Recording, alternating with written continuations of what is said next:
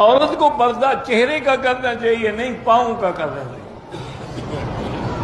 چہرے کی کیا ضرورت ہے پردے کی؟ وہ تو اوپن ایئر تھیٹر ہوتا کہ ہر کوئی دیکھے فائدہ اٹھائے۔ اللہ کے بندے، پردہ ہوتا ہی چہرے کا ہے۔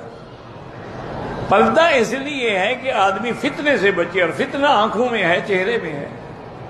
اور اللہ نے حکم دیا کہ یدنین علیہن من جلابیبہن، اور پہلا پردہ یہ ہے کہ عورت گھر سے بھی نہ نکلے، وقرن فی بیوتکن۔ دوسرا پردہ یہ ہے کہ اگر کوئی باہر سے کھڑے ہو کے پکار اذا سألتموہن فاسألوہن من وراء حجاب، پردے کے پیچھے کھڑا ہو کے بات کرے۔ اور تیسرا پردہ یہ بھی ہے کہ اگر کوئی غیر مرد بات کرے تو اسے نرم لہجے میں بات نہ کرے، سختی سے جواب دے۔ اور چوتھا پردہ یہ بھی ہے کہ گھر میں خاوند یا بھائی یا باپ نہیں ہے تو کسی کو آنے کی اجازت نہ دے۔